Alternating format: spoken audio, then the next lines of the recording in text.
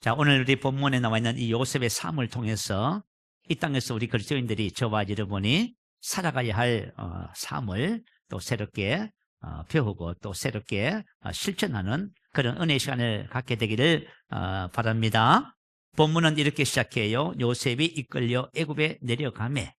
바른 성경에는 보면요, 요셉은 이집트로 갔는데 이렇게 이제 기록되어 있습니다. 이 포인트는 요셉이 자원해서 간 것이 아니라 다른 사람에 의해서 끌려서 애굽에 이집트에 내려가게 된 것을 말씀하고 있습니다. 요셉은 아버지의 특별한 사랑과 총애를 받은 것 같아요. 17세 때에 아버지 심부름으로 이제 들판에서 형들은 다 양을 치고요, 형들의 안부를 묻기 위해서 도단까지 갔습니다. 근데 요셉을 발견한 형들이 뭐라 그래요? 요셉을 죽이고자 꾀하고요, 그를 이제 붙잡아 이스마엘의 상인들에게 은 20에 노예로 팔아버렸습니다. 참 비정한 형제들이죠. 그래서 이제 요셉이 애굽에서 이렇게 끌려가면서 새로운 제2의 인생이 이제 시작이 되는 것이에요. 창세기 37장에 보면 자세한 내용이 나와 있으니까 한번 읽어보시고요. 자, 이때부터 요셉이 노예로서 제2의 인생이 시작됩니다. 자, 우리가 이제 요셉의 삶을 살펴보면 요셉의 삶에 나타난 아주 놀라운 특징이 하나 있어요. 그것을 우리가 발견하는 거예요. 그것을 발견하고 그것을 우리가 붙잡고 우리가 그와 같은 삶을 사는 놀라운 축복과 은혜가 이 땅에 우리가 있어지게 될 줄로 믿어요.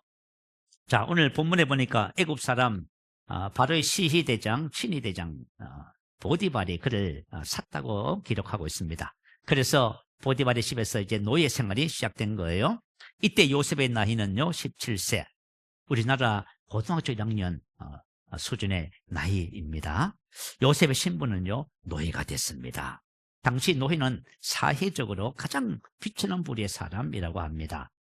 당시에는 두 종류의 짐승이 있었다고 그래요. 첫 번째 짐승은 말 못하는 짐승, 가축들을 말하지요. 두 번째는 말하는 짐승, 그것을 노예라고 합니다.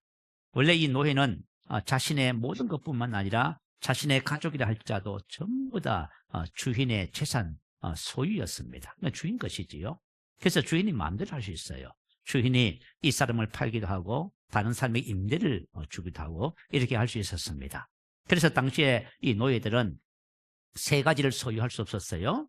무엇을 소유할 수 없냐면 세 가지 건세가 없어요. 주권이 없고요, 그리고 소유권이 없어요.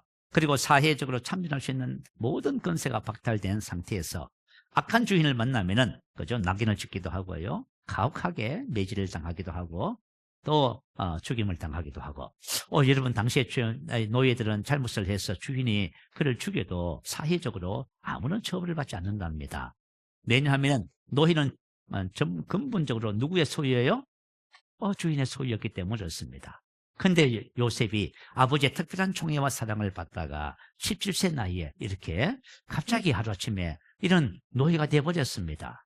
충격적인 사건이지요. 자, 2015년도에 우리나라에 아주 충격적인 사건이 하나 있었어요.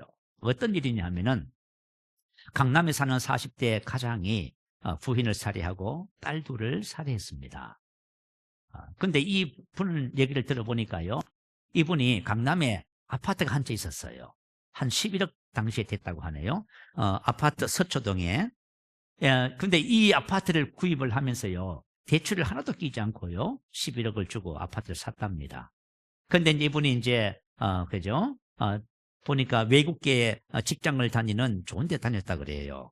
그래서 이분이 이제 실직을 당하게 되고요, 그 아파트를 담보로 해서 5억이라고 하는 돈을 이제 빌렸답니다. 그리고 이제 2억 7천만 원은 주식을 투자해서 날려버렸고요. 그리고 이제 그동안 생활비로 1억을 썼다고 그래요. 그러면 이제 현금이 얼마나 남았어요? 1억 3천만 원이 남았지요.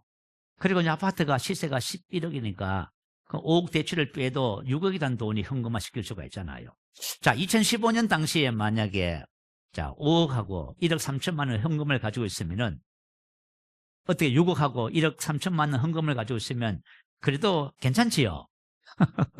근데 이 남자, 이 가장이 이제 강남에서 그 아파트를 팔고 다른 곳에 이사를 가야 되게 생겼단 말이에요. 그러니까 이분 생각에는 뭐냐 하면 강남을 떠나서 다른 곳에 간다는 것은 뭐예요?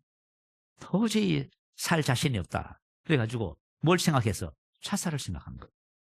세상에. 이런 사건도 다 있어요. 그래서 아내와 딸을 그렇게 살해하고 나서 자신이 죽으려고 했는데 뭐 실패를 하고 말았습니다. 근데 참 이런 사건을 벌린 동기가 참 기가 막히잖아, 그죠? 아니 강남에 살다가 다른 데 가서 살면 안 됩니까? 그럼 자기는 그것을 그죠? 도저히 할 수가 없어서 그렇게 선택을 했다고 그렇게 자백을 했어요. 이때 이제 이 부모님이 무슨 말씀을 하셨냐면 우리 아들이 너무 어릴 때부터 고생 하나 없이 자라서 이와 같은 끔찍한 일을 저질렀다. 그렇게 얘기를 했다고 합니다. 자, 지금 이런 충격적인 상황 속에서 17세 고등학교 1학년 요셉의 삶을 한번 들여다볼까요? 자, 2절 한번 보세요. 자, 한번 보겠습니다. 한번 같이 한번 읽어볼까요? 시작. 여호와께서 요셉과 함께 하심으로 그가 형통한 자가 되어 그의 주인 애굽 사람의 집에 있으니. 자, 요셉의 신앙의 증거가 드러나기 시작합니다. 저와 여러분이 이 땅에 살면서 요셉과 같은 이와 같은 삶이 되게 중요합니다. 혹시 저와 여러분 지금 나이, 뭐 신분, 뭐 직업 이 모든 것을 다 떠나서 가장 중요한 것이 바로 이와 같은 삶이에요. 이와 같은 삶이 우리 삶에 나타나는 것은 그죠? 어떻게 보면 대단히 당연한 것이라고 성경 가르쳐주고 있어요. 요셉을 통해서 나타난 이와 같은 삶은 바로 저와 여러분이 이 땅에서 살아내야 하는 그러한 삶이기도 하기 때문에 그렇습니다. 근데 이와 같은 삶은 누구부터 시작됐어요? 그의 증조 할아버지 아브라함의 때부터 시작됐습니다. 자, 우리 창세기 24장 1절을 읽어드릴게요. 아브라함이 나이가 많아 늙었고 여호와께서 그에게 범사의 복을 주셨더라. 우리 아브라함은 이제 믿음의 조상이라 하지요. 자, 하나님께서 함께 하셔서 범사의 복을 주는 것은 이게 바로 하나님과 맺은 언약이었죠. 그죠? 그 언약의 복을 받는 거예요. 그래서 이제 이 아브라함이 언약의 복을 받았고요. 그의 후손들에게 이게 언약의 복이 전수가 되는 거예요. 그러면 오늘 이 땅에 사는 저와 여러분이 누구의 복을 받아요? 아브라함의 복을 받아요. 아브라함의 복을 받는다는 것은 이와 같은 삶이 우리의 삶이다 그 말이에요. 동일한 삶을 살게 되는 거예요. 그래서 이제 아브라함이 이런 이제 삶을 살았어요. 그런데 아브라함이 나이 많아 늙었고 나이보다 더 중요한 것이 있어요. 그것은 뭐지요? 언약의 축복입니다. 이 같은 삶을 사는 거예요. 혹시 여러분 이제 한번 생각해 보기를 여러분 나이가 어떠세요? 보통 말이죠. 사람들이 한 70이 넘으니까 모든 것을 다 내려놓더라고요. 포기하고. 그렇지 않아요. 아브라함이 지금 이때 나이가 한 얼마쯤 될 것 같아요? 어림잡아 한 140살. 이때도 여전히 뭐예요? 하나님의 복을 받습니다. 그러니까 저와 여러분 나이 아직 것 없어요. 17세 소년도 언약의 복을 받고 140세 늙은 노인도 아브라함의 복을 받습니다. 이런 복을 받아요. 그래서 저와 여러분 나이와 상관없이 우리는 하나님의 복을 받는 사람들입니다. 자, 이와 동일한 삶이 누구의 삶에서 나타났어요? 아브라함의 아들 이삭에게 또 나타나요. 읽어드릴게요. 창세기 26장 12절 13절입니다. 이삭이 그 땅에서 농사하여 그 해에 100배나 얻었고 여호와께서 복을 주심으로 그 사람이 창대하고 왕성하여 마침내 거부가 되어. 원래 이삭은 목축을 하는 사람이었습니다. 근데 목축을 하는 사람이 갑자기 흉년을 피해서 그랄이라는 지방에 가서 땅을 빌려서 뭐 했어요? 농사를 짓기 시작했습니다. 그런데 하나님께서 복을 주셔서 100배나 얻었다는 말씀이 기록되어 있지요. 이게 언약의 복이라고. 자, 그러면 한번 생각해 봐요. 목축을 하다가, 그죠? 농부로 직종을 바꿨어요. 이게 쉬울까요? 어렵습니다. 우리나라 사람들이 한때, 이제, 도시 생활을 이제 퇴직하면은, 기농을 이제 꿈꾸게 되지요. 기농을 꿈꾸게 돼요. 자, 그러면은, 직장 생활을 하다가 만약에 농촌에 가서 농사를 지으면 그게 쉬울까요? 이게 어렵습니다. 가장 이제 실패 원인이 뭐냐면, 농업 기술의 부족이지요. 그래서, 이제 기농을 하게 되면요. 지역에 가면은 농업기술센터에서 제공하는 교육을 받게 된답니다. 그리고 이제 선배 농업 하시는 분들에게 도움을 받아서 이제 배우기도 이제 하는 거예요. 그러나 실제는 지식하고 실전하고는 차이가 많이 난대요. 그래서 이제 첫째 농사를 지어보면은 농작물이 자라지 않는답니다. 그래서 손해를 엄청 본대요. 그래서 이런 과정을 그죠? 경험하면서 이제 제대로 농사꾼이 되는 것이지요. 자, 그런데 오늘 본문에 성경에 나와 있는 이 이삭이라고 하는 사람은 어때요? 목축을 하다가 농업으로 이 직종을 바꿨어요. 그런데 어떤 일이 벌어졌어요? 100배나 받았대요. 이것은 뭐냐면 자연적인 모든 것을 초월하는 거예요. 이건 다시 말하면 초자연적인 일이에요. 그래서 바로 언약의 복이라고 하는 것이 바로 이와 같은 것입니다. 자, 이와 같은 복을 받는 것이 바로 하나님께서 아브라함이 주신 언약의 복이고요. 이와 같은 복이 이제 아브라함으로부터 시작해서 이삭으로, 그 다음엔 야곱으로 이어지기 시작해요. 자, 우리 야곱의 삶을 한번 찾아볼까요? 창세기 35장 9절에 보면 야곱이 박단 아람에서 들어오매 하나님이 다시 야곱에게 나타나서 그에게 복을 주셨다. 자, 이렇게 나와 있어요. 자, 우리가 성경을 보면 이스라엘 백성들의 가장 큰 사명이 하나 있어요. 가장 큰 사명이 뭐냐면 신앙의 유산을 자식들에게 전수하는 것입니다. 아브라함의 신앙이 이삭에게, 이삭의 신앙이 누구에게요? 그의 아들 야곱에게 전수가 돼요. 그리고 이 야곱의 신앙이 누구한테 전수돼요? 요셉에게. 근데 여러분, 참 성경은 참 미안해요. 자, 야곱의 아들은 남자만 12명이에요. 그죠? 12명인데 그 중에 누구만 이 신앙을 전수받아요? 요셉. 너무 신기해요. 다 전수받는 것이 아닌 것 같아요. 그죠? 다 전수받는 것이 아니고, 이 요셉이 왜 성경에 보면 특별한 야곱의 사랑을 받기 시작하냐 하면 17세 때부터예요. 그것은 뭐냐면 바로 이와 같은 신앙의 삶이, 그의 삶이 나타나기 시작한 거예요. 이게 너무너무 중요해요. 그래서 이와 같은 신앙에 대해서 율법에 명시되어 있어요. 자, 신명기 6장 4절 이하에 있는 말씀 읽어드립니다. 이스라엘아 들으라.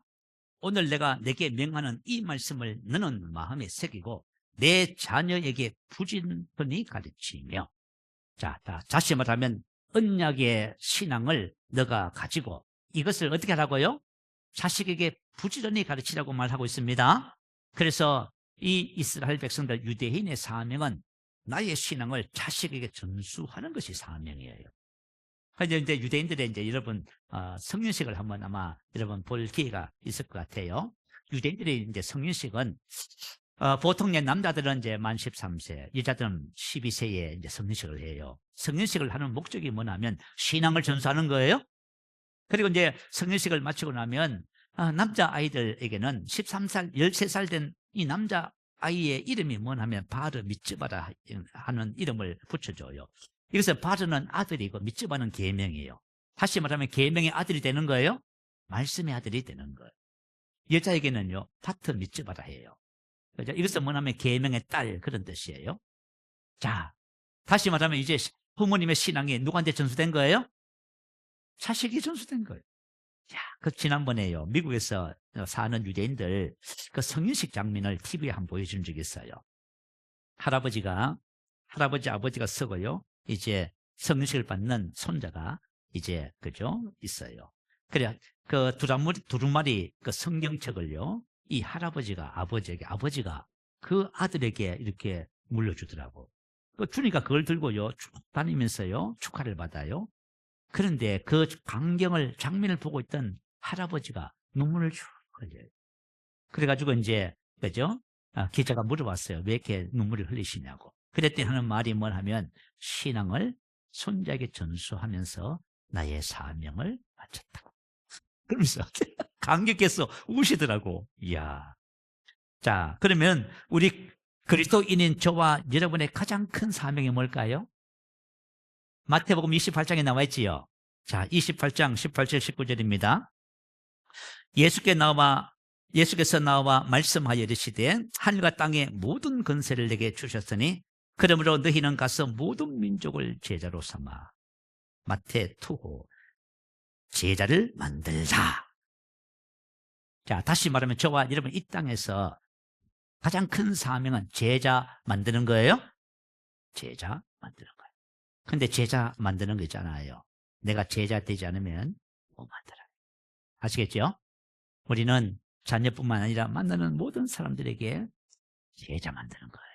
그래서 우리 교회 뒤에 보면 그죠? 두 번째 목적이 뭐지요? 제자 삼는 제자지요. 저와 여러분이 제자로 성장하잖아요. 그러면 여러분들 뭘 하고 싶은지 아세요? 나와 똑같은 제자 만들고 싶어. 그게 하나님께서 우리에게 주신 사명이에요. 유대인들의 사명은 자신의 신앙을 아브라함의 복을 자식들에게 전수하는 거예요. 이건 너무 중요해요. 여러분 한번 생각해 보셔야 돼요. 그래서 우리가 이 땅에 살면서 할 일이 없다고요? 아니에요. 우리에게 주어진 사명이 있습니다. 제자를 만들라고 명령하신 거예요.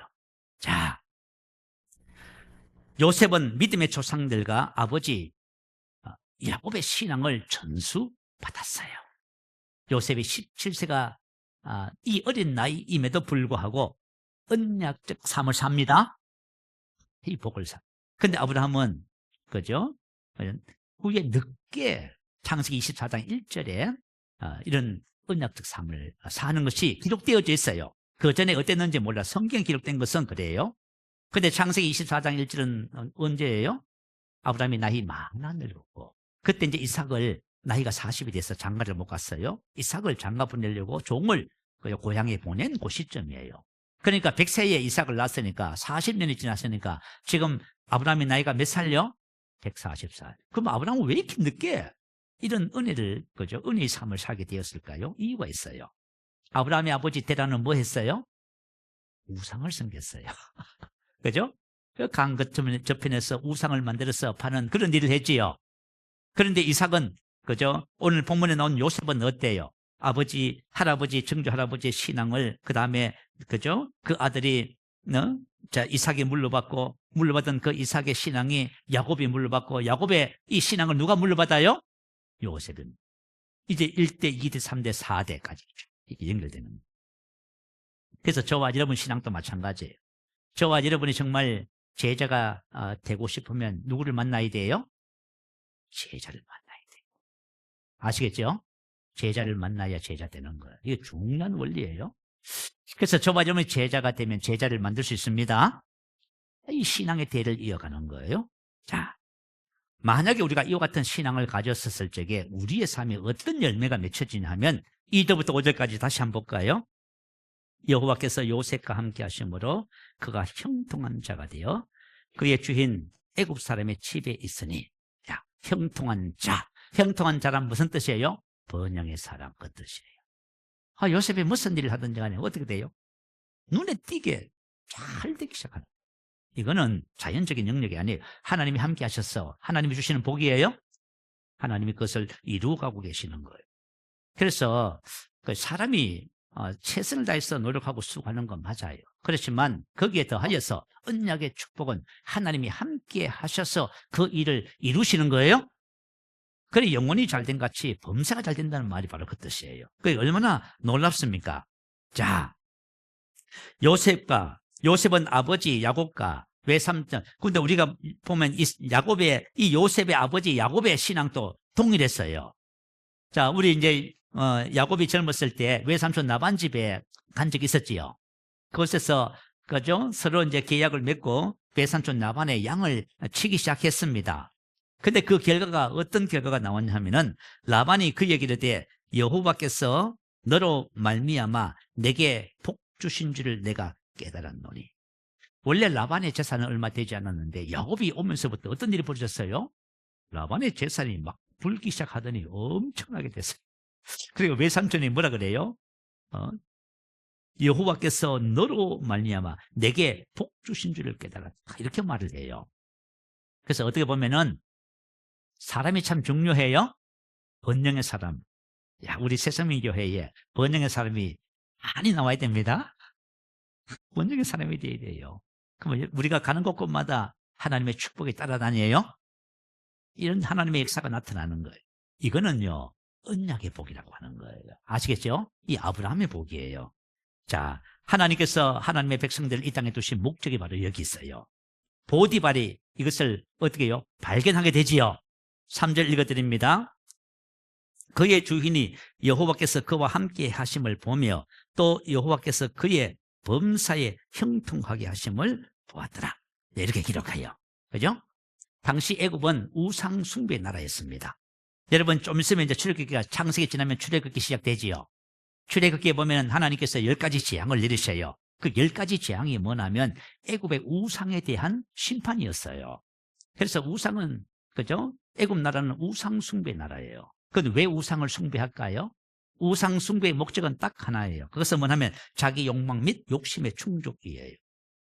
겉으로는 신을 섬기는 것처럼 보이지만은 본질적으로는요, 신을 이용해서 자기가 원하는 것을 취하는 거예요. 근데 우리가 이제 우리 기독교 신앙을 가지잖아. 하나님을 믿잖아요. 근데 신앙이 어리면 어떻게 생각해요? 하나님을 통해서 복을 받으려고 자꾸 그래요. 그러나 그것은 정상적이지 않아요? 정상적인 원리는 뭐냐면 언약의 복을 받는 거예요. 언약의 복을 받는 것이 가장 이상적인 요셉의 삶이 맞아요. 그래서 우리가 이런 신앙을 오늘 함께 나누면서 이제 배우시는 겁니다.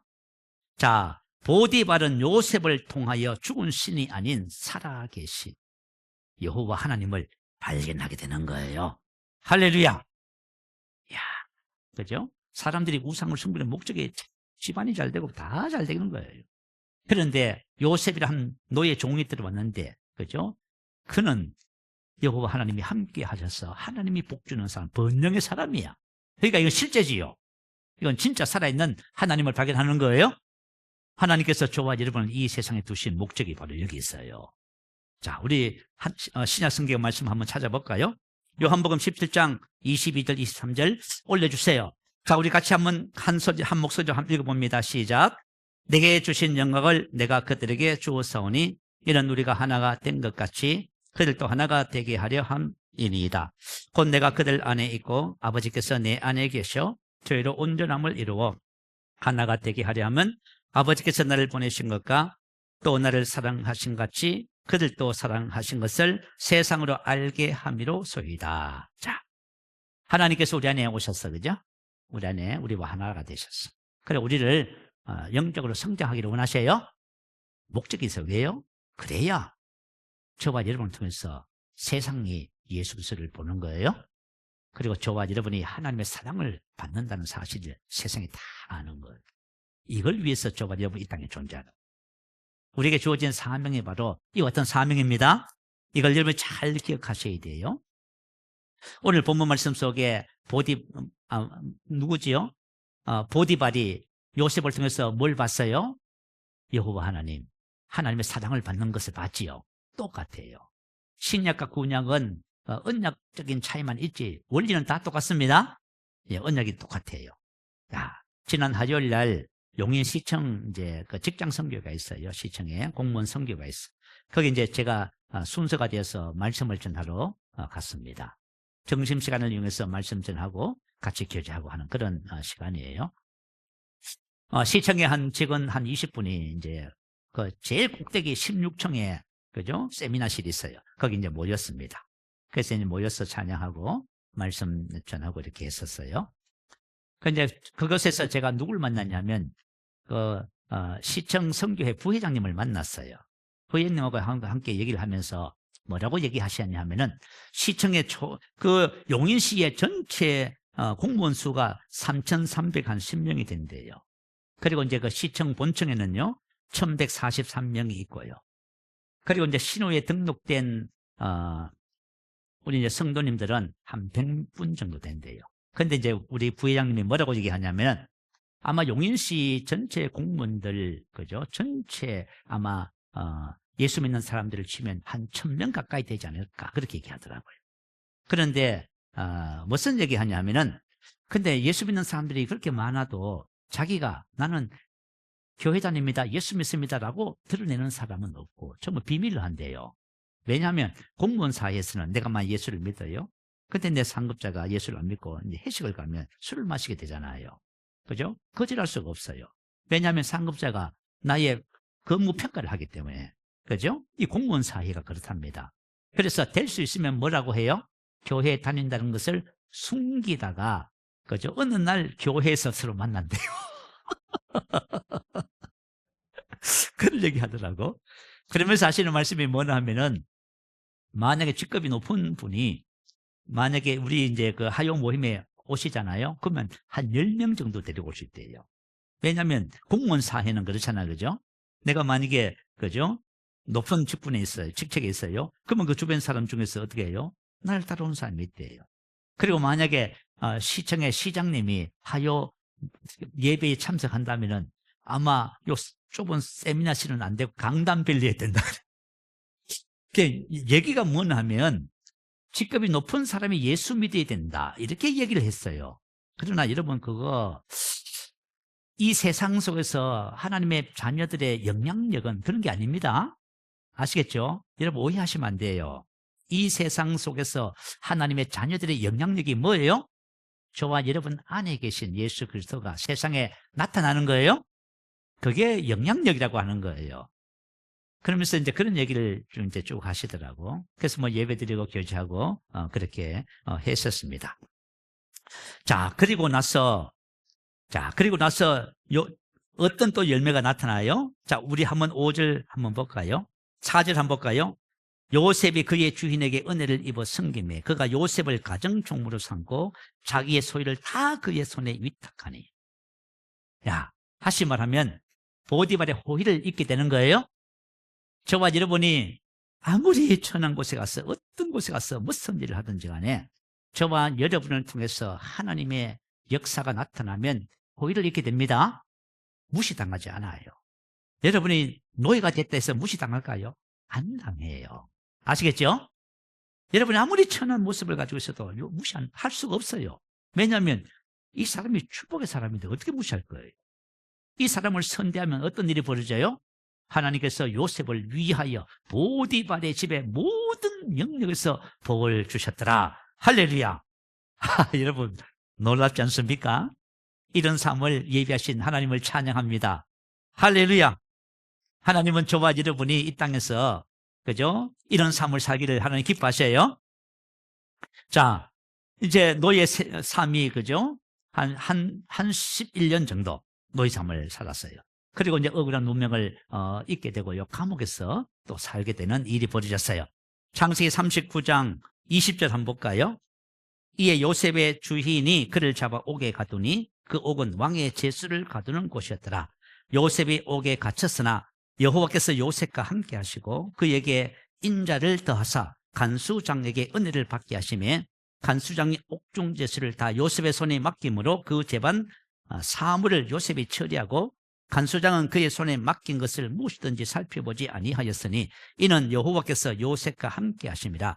여호와께서 그를 범사에 형통하게 하셨더라. 억울한 누명을 쓰고 감옥에 갇히게 됐습니다. 여러분 노예 신분으로 그죠? 정치범들이 갇히는 감옥에 요셉이 갇혔어요. 어떻게 보면 인생 끝났다고 생각할 수 있잖아요. 그럼에도 불구하고 요셉의 삶은 어때요? 여전히 똑같이 언약의 축복을 누리죠. 이게 중요한 거예요. 저는 이게 중요하다고 생각해요. 저와 억울한 일을 당하고 사람들이 저와 여러분이 어떻게 해도 나의 삶 속에는 여전히 하나님이 함께 하시고 하나님이 나를 통해서 역사하고 계십니다. 이게 중요하지 않습니까? 그죠? 원래 요셉의 별명이 뭐예요? 꿈꾸는 자지요. 꿈의 사람, 비전의 사람. 그 꿈은 하나님께로부터 온 거예요. 내가 만든 것이 아니에요. 내가 만들면 욕망이 되지만 하나님께로부터 오면 그것이 비전이 되는 거예요. 그런데 형들은 그죠? 요셉을 붙잡아서 노예로 팔면서 뭐라 했어요? 그 꿈이 이루어지는가 보자. 그런데 어떻게 보면 요셉은 그죠? 꿈을 꾸고요. 그 꿈이 꿈과 반대되는 상황이 계속 주어져요. 그럼에도 불구하고 요셉의 삶은 변하지 않습니다. 감옥에서 요셉의 삶이 어때요? 참 놀라봐요. 창세기 39장 2절 4절 21절 23절 아까 읽어드렸잖아. 그죠? 여호와께서 요셉과 함께 하시고 그에게 인자를 더하사 간수장에게 은혜를 받게 하시매 간수장이 옥중제수를 다 요셉의 손에 맡김으로 그 재반 사물을 요셉이 처리하고 간수장은 그의 손에 맡긴 것을 무엇이든지 살펴보지 아니하였으니 이는 여호와께서 요셉과 함께 하십니다. 여호와께서 그를 범사에 형통하게 하셨더라. 아멘. 너무 놀랍지 않아요? 그죠? 놀랍지요? 그러면서 그곳에서 무슨 삶을 살아요? 섬김의 삶을 살아요. 그죠? 보디발이 왕의 술 맡은 떡 굽는 가는장을 붙여서 섬겼더라 이렇게 나와요. 창세기 40장 4절에 요셉이 그들을 섬겼더라 이렇게 나와요. 저와 여러분 이 땅에서 어떤 삶을 살도록 부름을 받았지요?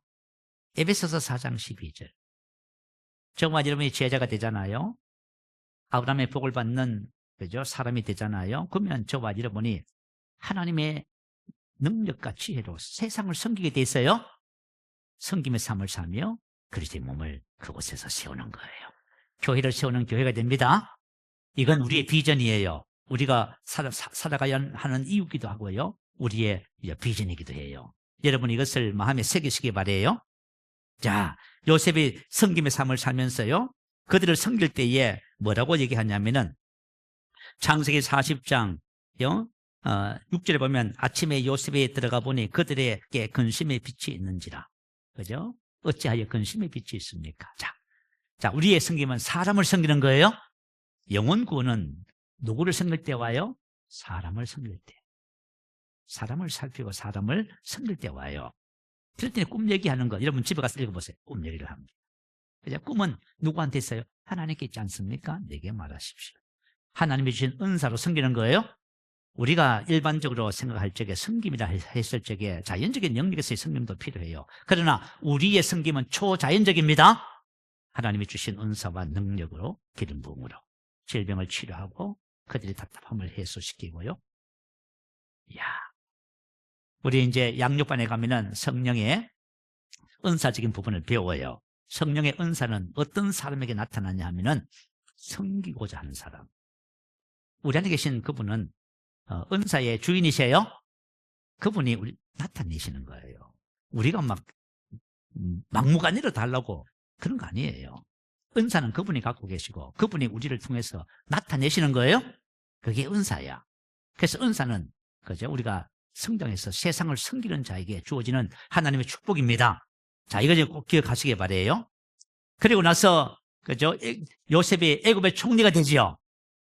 애굽의 총리가 되어서 우리 여러분 성경 가셔서 한번 읽어보세요. 이제 애굽의 총리가 돼요. 총리가 됐을 적에 애굽 왕 바로 앞에 섰을 적에 바로가 바라본 요셉에 대해서 우리 한번 살펴보십시다. 창세기 41장 38절 39절에 있어요. 바로가 그의 신하들에게 이르되 이와 같이 하나님의 영에 감동된 사람을 우리가 어찌 찾을 수 있으리 하고 요셉에게 이르되 하나님이 이 모든 것을 내게 보이셨으니 너와 같이 명철하고 지혜 없는 자가 없도다. 자, 바로 왕의 감옥에서 그죠? 나와서 꿈을 해석하는 요셉을 보면서 한 두 가지 평가예요. 첫 번째는 뭐지요? 하나님의 영에 감동된 사람. 영에 감동된 사람은 영의 사람이다 그 말이에요. 여러분 우리 그리스도인들이 성경에는 신약 성경에는 뭐라고 부르는지 아세요? 영에 속한 사람을 불러요. 자, 우리 한번 확인해 보십시다. 고린도전서 3장 1절 3절 올려주시면 우리 한번 읽어봅니다. 자, 시작. 형제들아 내가 신령한 자들을 대한 같이 너희에게 말할 수 없어서 육신에 속한 자 곧 그리스도 안에서 어린 아이들을 대한 것 같이 하느라. 너희는 아직도 육신에 속한 들으다 너희 가운데 시기와 분쟁이 있으니 어찌 육신에 속하여 사람을 따라 행함이 아니리요. 자, 형제들아 내가 자, 우리 그리스도인들을 뭐라고 불러요? 신령한 자 이렇게 불러요. 푸뉴마티코스 영적인 영에 속한 하나님의 영의 사람이다 그 말이에요. 자, 저와 여러분 새 사람이 됐어요. 무슨 새 사람? 거듭난 영의 사람이 됐어. 영의 삶이 뭐예요? 요셉과 같은 삶이에요. 아시겠죠? 그러니까 구약 성경에 기록된 요셉 믿음의 조상들의 삶이 누구의 삶? 우리들의 삶이에요. 우리는 신령한 자들이에요.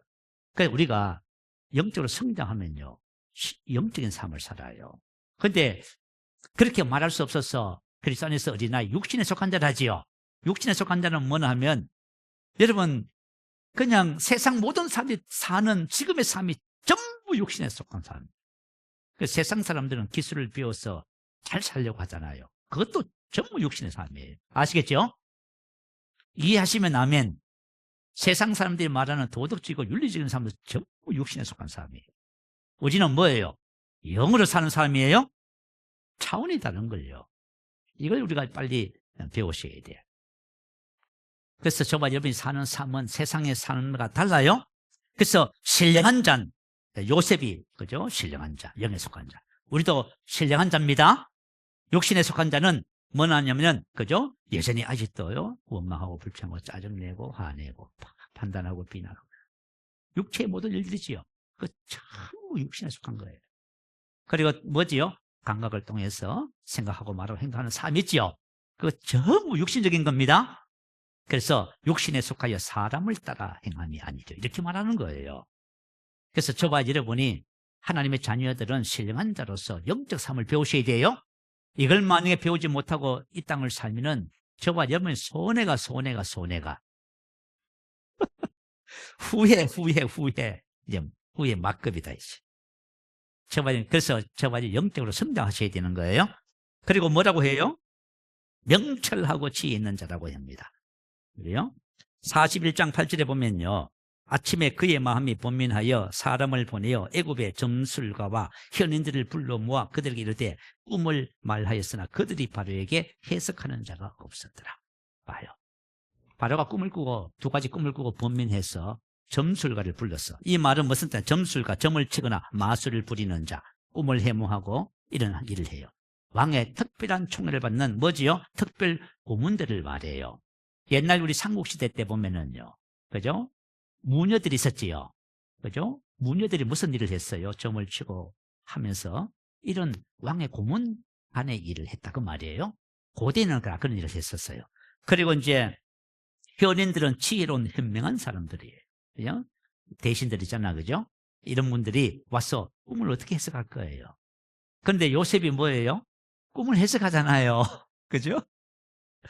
그러니까 이게 뭐냐면 하나님께로부터 온 거지요. 이게 탁월한 거지요. 그죠? 야, 그래서 바로가 봤을 적에 요셉은 바로 이런 사람이었습니다. 그래서 총리로서 이제 요셉의 삶이 시작되는데요. 그가 총리가 돼서 뭘 했을까요? 자기의 지혜를 가지고 하나님이 주신 지혜를 가지고요. 뭐 했어요? 애굽의 모든 백성들 다 살립니다. 그리고 주변 사람들 다 살리고 그 부모 형제를 불러서 그들을 양육하고 기르고 섬김의 삶을 살아요. 그리고 그죠? 요셉이 그 7년 후 년 동안 모아둔 양식을 풀어서 팔면서요. 애굽에 사람들까지 전부 다 사버립니다. 그래가지고 이 모든 것을 누구한테 줘버려요? 자기가 섬기는 바로에게 줘버려요. 주면서 토지 개혁을 만들어. 전부 다 이제 누구 것이 됐어요? 바로의 것이. 그래가지고 전부 다 토지 개혁을 하고요. 10분의 1을 바치는 것을 5분의 1을 바치는 것으로 하고요. 정리정돈을 다 하고. 야, 어떻게 보면은 사람들이 직급이 높아지고 뭔가 기회되면 자기를, 그죠? 구하게 하려고 살리려고 하지, 그죠? 근데 이 사람은 그게 아니에요. 만민의 생명을 살리는 일을 씁니다. 그리고 자기를 세운 그 바로 왕을, 그죠? 승긴 거. 참 놀라봐요. 자, 오늘 이제 가장 중요한 것이 뭐냐면, 이제 저와 여러분 삶이에요. 세상 속에서 저와 여러분의 삶에 대해서 살펴봅니다. 요셉의 삶이 바로 저와 여러분 삶의 모델이 되는 것이에요. 동일한 삶을 주셨습니다. 자, 우리 요한복음 17장 22절, 23절 1번 올린 거 다시 한번 올려주세요. 다시 한번 읽어보십시다. 자, 시작. 내게 주신 영광을 내가 그들에게 주었사오니 이는 우리가 하나가 된 같이 저희도 하나가 되게 하려 함이니이다. 곧 내가 그들 안에 있고 아버지께서 내 안에 계시어 그들로 온전함을 이루어 하나가 되게 하려 하면 아버지께서 나를 보내신 것과 또 나를 사랑하신 같이 그들을 사랑하신 것을 세상으로 알게 하려 함이로소이다. 자, 예수님께서 기도하시면서 이 기도를 하신 거예요. 내게 주신 영광을 내가 그들에게 주었습니다. 자, 이미 주신 거예요. 이는 우리가 하나가 된 것 같이. 자, 이 땅에 예수님은 하나님과 하나였어요. 나와 아버지는 하나이니라. 그리고 내가 아버지를 통하여 요셉이 살았던 삶을 사신 거예요. 아시겠죠? 자, 이런 삶을 사셨어. 그런데 이와 똑같은 삶을 지금 우리에게 주시는 거예요. 그죠? 자, 내게 주신 영광을 내가 그들에게 주었사오니 이는 우리가 하나가 된 것 같이 카도스 뭐뭐에 따라서 바로 꽃처럼 저희도 하나가 되게 하려. 하나님과 예수님이 하나가 된 것처럼 우리도 똑같이 뭐예요? 예수님과 우리가 하나가 되게 하시는 거예요. 그러면 하나가 되신 그분이 왜 우리 안에 오셨어요? 그 이유는 온전함을 이루어 성취하다, 성숙하다. 영적 성장을 말해요. 그래서 에베소서 4장 13절 올려주세요. 자, 한번 읽어봅니다. 시작. 우리가 다 하나님의 아들을 믿는 것과 아는 일이 하나가 되어 온전한 사람을 이루어. 그죠? 분량이 충만할 때까지 전이. 자, 봤지요? 텔레이오스. 완전한 성숙한 온전함을 이루어. 같은 의미 단어예요. 다시 말하면 주님이 우리 안에 오셔서 우리를 어떻게 하신다고요? 우리 혼이 주님을 닮도록 하시는 거예요? 그러면 어떻게 돼요? 그러면 주님과 내가 하나가 돼서 살 수가 있어요. 아시겠죠? 저와 여러분, 우리가 지금 나누고 있는 이 영적 성장이 얼마나 중요하냐면 저와 여러분 언약의 복을 이루게 하시는 거예요. 주님 왜 오셨어요? 오셨는데 우리 혼이 주님과 주님의 형상을 회복하지 않으면 하나가 되어서 살 수가 없어요. 아시겠죠? 그러면 딱 그러면 하나가 돼서 사는. 참 놀라워요. 그들 온전함을 이루어 하나가 되게. 이 말은 하나가 되기까지 온전히 장성하라. 그리고 거기에 계속 머무르셔야 된다 그 말이에요. 자, 우리 혼이 주님을 닮아서 하나가 되기까지 성장해야 돼요. 그건 주님과 내가 하나가 돼서 이 땅을 살아가는 거예요. 그리고 이것이 뭐냐면 상황에 따라 환경에 따라 바뀌어서는 안 된다 그 말이에요. 요셉처럼 아버지 집에 있을 때나 또 노예 생활할 때나 감옥에 있을 때나 총리할 때나 뭐해요? 요 생활이 하나도 변하지 않습니다. 똑같은 삶을 사는 거예요. 자, 이렇게 하려 하면 그죠? 희나 기본적 속사, 목적과 결과. 왜 주님이 우리 안에 오셔서 우리를 성장시키느냐? 목적이 있어요. 이유가 있어요. 그것은 바로 뭐지요? 아버지께서 나를 보내십니까? 세상 사람들이 나를 통해서 누구를 봐요? 예수님을 보는 거예요. 또 다른 사람, 또 나를 사랑하신 같이 그들도 사랑하신 것을 세상으로 알게 하렴. 세상에 딱 아는. 나를 보면 세상에 다 알아. 자, 하나님이 예수님을 보내셨구나. 야, 저분이 사랑받는구나. 그래서 호의를 받는 거예요? 호의 받는 거예요. 요셉의 삶이 지금 딱 그 삶이에요. 아시겠죠? 요셉이 정확하게 하나님께서 계획하신 삶을 딱 살아내고 있는 중이야 지금. 그죠? 보디발을 통해서 모든 사람들이 요셉을 통해서 여호와 하나님을 발견하지요. 그리고 여호와 하나님이 그를 범사에 축복하는 것을, 사랑받는 것을 보고 있죠. 그래서 호의를 받는 거예요. 이게 바로 저와 여러분이 이 땅에서 살아가는 삶의 모습이에요. 자, 그렇다면은 이와 같은 삶을 살기 위한 우리의 과제가 있어요. 자, 우리가 뭘 해야 되냐? 개인적으로 한 사람 한 사람, 각 사람이 문제이거든요. 그죠? 저와 여러분 영적 성장을 이루어야 됩니다. 우린 두 가지 영역에서 성장해야 돼요. 주님을 닮아가야 돼요. 자, 우리 혼이 주님을 닮아갈 때 두 가지 반드시 영역이에요. 첫 번째는 우리 인격과 성품의 영역이에요. 우리 인격과 성품의 영역이 그리스도의 형상을 닮아야 됩니다. 두 번째는 우리 의식과 사고방식의 문제. 우리 사고방식이 말씀과 일치해야 돼요. 그럴 때 저와 여러분이 두 가지 영역에서 성장할 때 우리 주님과 함께 사는 삶이 되는 것입니다. 이렇게 잠깐 우리가 주님과 함께 살도록 되어 있어요. 자, 우리 교회에서 늘 그죠? 결론이 뭐지요? 아니, 이번에 예수 선교사학교 목요일 날 갔는데요. 우리 최선혜 목사님이 그러시더라고. 영국에 가서 말씀을 이제 전하시게 됐는데, 그런데 김진호 목사님은 최선혜 목사님이 무슨 말씀을 준비해서 전할지 다 하신대요. 그 뭐냐 하면은, 인사이드 아웃. 결론이 뭐예요? 당신 안에서 되면 나타납니다. 그거예요. 아시겠죠? 맞아요. 그리고 여러분 유튜브를 보면은, 그죠? 반재경 전사님 분이 이 복음을 전해요. 그분의 결론이 뭐예요? 생각을 새롭게 함으로 변화를 받아. 그거예요. 아시겠죠? 저와 여러분 인격과 성품 면에서 주님을 닮아야 되고, 생각이 새롭게 돼야 돼요. 말씀과 일치대로 하셔야 돼요. 그러면 저와 여러분 이 땅에 주님과 함께 사는 삶이 돼요. 그래서 우리가 옛사람을 벗어버리지요. 우리의 혼과 성품 속에 있는 옛사람은 옛것은 전부 벗습니다.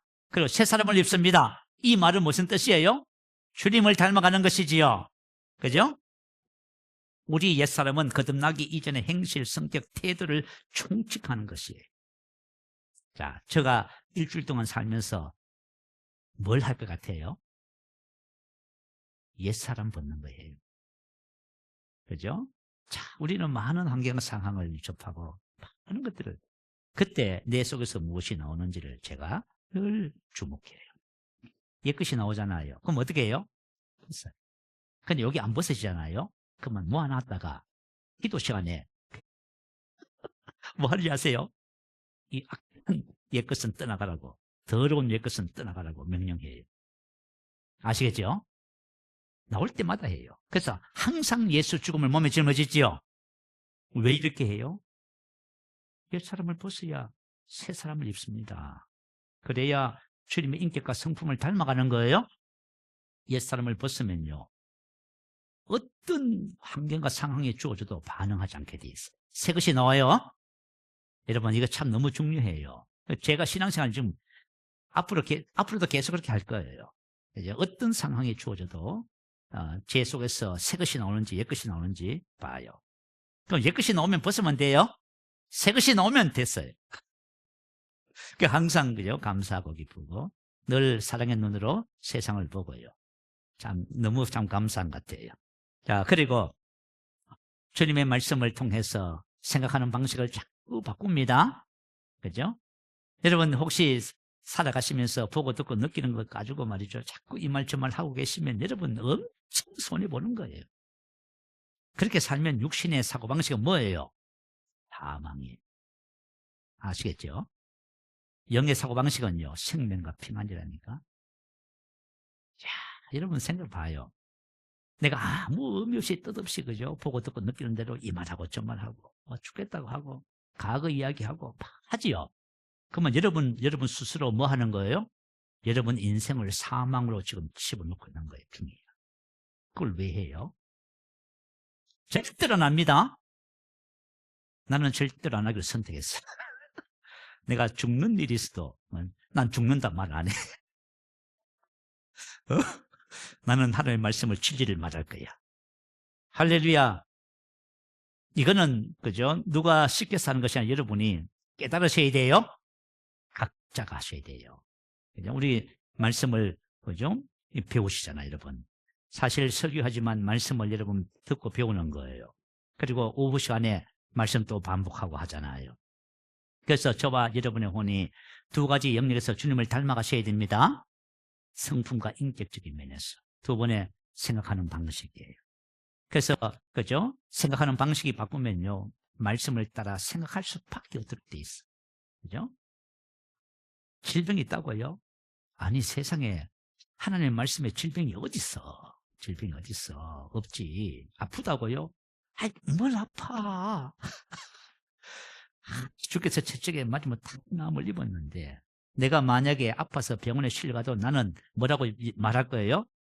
난 신성건강 내 것이고 난 안 아픕니다. 의사가 나를 아무리 설득시켜도 나는 절대로 말 안 할 거야. 아프다고 말 절대로 안 할 거야. 여러분 오늘 결단하세요.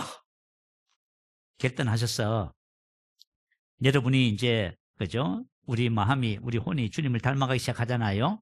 그러면 여러분 안에 주님과 교제가 깊어지는 것을 여러분 스스로 알게 될 거예요. 할렐루야. 주님께서 우리에게 주시는 이 아브라함의 언약의 축복을 절대로 빼앗기지 마시기 바래요. 누가 뭐라고 해도 뺏기지 마시고 여러분이 그것을 지켜서 이 땅에 하나님이 주신 사명을 이루는 그런 삶을 사는 저와 여러분이 됩니다. 할렐루야. 우리 말씀을 생각하면서 할렐루야 한번 크게 부르시고 기도합니다. 할렐루야.